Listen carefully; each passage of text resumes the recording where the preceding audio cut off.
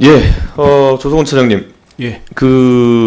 해당 계엄 당일에 선관위가 하나의 공격 대상이 됐다는 것은, 또는 계엄 대상이 됐다는 것은 인지하셨죠? 기사 통해서 봤습니다. 그런데 우리가 알기로 선관위랑 원래 방통위는 바로 옆에 있는 기관 아닙니까? 과천에서? 선관위는 별도 단독 청사로 있습니다. 예, 그런데 바로 옆에 있죠. 예, 가까이 있습니다. 그러면은 입구가 원래 방통위가 더 앞쪽에 있죠. 선관위는 저 뒤쪽에 있죠, 건물이. 완전히 다른 청사입니다. 선관위는. 근데 선관위 청사에 계엄군이 진입했다 그러면 사실 방통위에 거의 한 200~300m 거리로 지금 계엄군이 주둔했다는 그런 이야기가 되는데 그 상황을 인지하셨습니까? 전혀 몰랐습니다. 선관위나 이런 쪽에 계엄군이 투입된 걸 기사 보고 알았다. 예, 그렇습니다.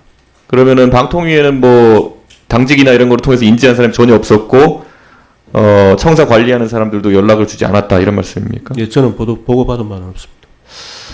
예, 이것도 굉장히 신기한 상황이라고 생각합니다. 저는 계엄이라는 것 때문에 상당히 많은 언론 보도가 있었고, 그럼 언론 보도 상황에서 선관위가 물론 초기부터 그렇게 언론 보도가 되지 않았지만은 그 기관을 책임지고 있는 사람들이라 그러면은 우선 청사의 안전, 그 다음에 그런 것부터 챙겨야 되는데 그런 절차가 있었습니까? 근데 청사 관리하는 부분은 행안부 청사 관리 사무소에서 하는 거라 저희가 따로 계엄 상황이 됐는데 우리 청사는 어떻게 되고 있고 우리 일하는데 지장이 없는지 파악하는 절차는 언제 시작됐습니까? 그러면 다음날 아침에 했습니까? 사실 저는 그때 해외 출장 중이었어요. 네. 제가 그냥 카톡으로 보고만 받았습니다. 부위원장님, 그러면 예. 우리 직무대행님 이거 언제 파악하셨습니까? 왜냐면 저는 깜짝 놀랐던 것이 사실 정말 저도 그 두 청사 다 왔다 갔다 해봤지만은 바로 붙어 있잖아요. 청사 아시겠지만 입구가 완전 다르고요. 예. 한참 앞쪽으로 가서 이렇게 위로 올라가게 돼 있죠. 그리고 저희 동하고는 좀 거리가 좀 있습니다. 200~300m처럼 그렇게 가까운 거리는 아니고요. 적어도 한 1km 이상은 되지 않겠나 싶은 생각은 드는데 모르겠습니다. 거리가 서로 좀 달라서 예, 달라서 그리고 그게 저희들 입장에서는 특별히 어떤 징후나 아니면은 이상점을 느끼지 못했고 아마 그런 사정이 있었으면은 비상연락관이 저한테 바로 연락을 취했을 겁니다. 그런데 우선 계엄이라고 하는 것이 일반적으로 선포되면 입법부를 제외하고 행정부와 사법부의 상당한 권한을 제약하는 그런 것이 계엄 포고령에 들어가 있고 원래 계엄이 그런 거 아니겠습니까? 그런데 그러면 이제 지금 직무대행으로서 행정부의 한 기관을 지금 책임지고 계신 분 입장에서 그런 부분을 능동적으로 파악하셔야 된다는 생각이 드는데 어떻게 보십니까? 예, 그래서 기상비역관 보고 계속 그 상황을 보라고 했고 그 기상비역관도 상황을 보고 자기가 현장에서 처리할 수 있는 부분은 처리를 했을 거고요. 근데 현장에 처리할 만한 특별한 사정이 없었습니다. 제가 심정적으로는 제가 나갈까도 생각을 했었는데 그래서 그런 부분들도 논의는 했었는데 근데 오히려 현장에 나가본들 결국에는 보도 이외에는 딸리 어떤 소식을 저는 왜냐면 굉장히 대통령이 좀 우리 생각보다 좀 특이한 분이라 가지고 선관위를 장악하러 나선 거지 일반적으로는 아까 말씀하신 것처럼 언론과 통신을 장악하고자 하는 기도가 계엄군에 먼저 있는 게 정상인데 저는 그런 상황 속에서 청사에 아주 근접하게 군이 접근했다 그러면은 그것은 어떤 보고가 올라오든지 간에 굉장히 비상한 상황으로 인식했어야 된다 이런 생각이 있는 거고 오늘 이 자리에서 지나간 일보다 저는 되게 국민들이 궁금해할 만한 사안이 뭐냐면은 결국에는 이런 비슷한 상황이 우리가 얼마 전까지만 해도 2차 계엄이라는 것에 대해서 국민들이 굉장히 우려가 있었고 최근에 약간 그 우려는 좀 덜해졌지만은 아직까지 실존하는 위협 중에 하나라고 봅니다.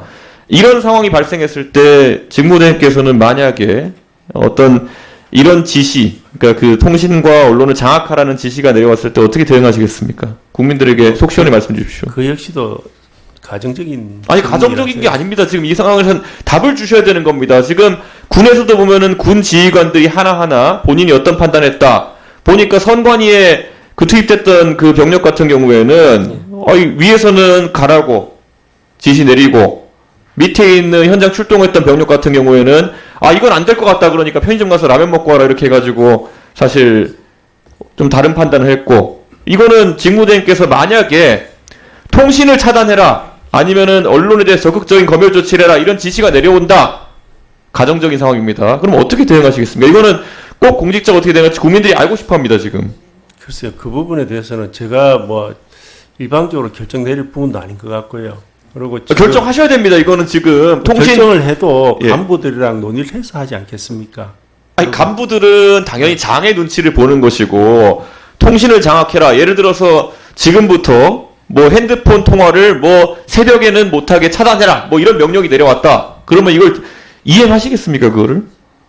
지금 뭐 다시 답변 드리지만은 예. 가정적인 상황이라서 제가 지금 상황에서 괜히 그러한 답변을 드리는 게 예. 오히려 불필요한 오해를 만들 수도 있을 것 같아서 그렇게 답변 드리겠습니다. 뭐, 예, 법률가 출신이시니까 또 민감하게 생각하시는 것 같은데, 저는 지금은 기관의 장 입장에서 움직이셔야 되는 겁니다. 사실 우리 잘 알지만 원래 김태규 우리 부위원장님, 원래 사실 지금 권익위 하시고 또 이제 방통위를 하시고 계시지만 원래는 이 상황에서 어떻게 보면 역할이 공수처장이 있을 수 있었던 상황이 있었습니다. 그래서 저는 이 부분에서는 추상같이 옳은 것과 그른 것을 가려주셨으면 하는 것이 국민들의 바람일 것이고요.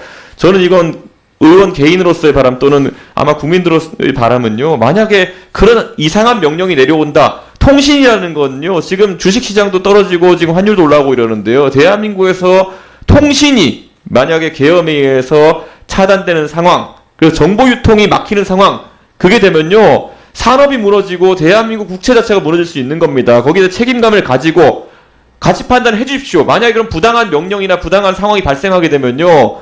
직을 걸고 막아주십시오라는 것이 본위원의 주문입니다. 예, 더 이상 곤란하게는 해드리지 않겠지만 꼭 그런 상황이 오면 막아주십시오. 이렇게 말씀드리겠습니다. 황정화 위원님 질의하십시오.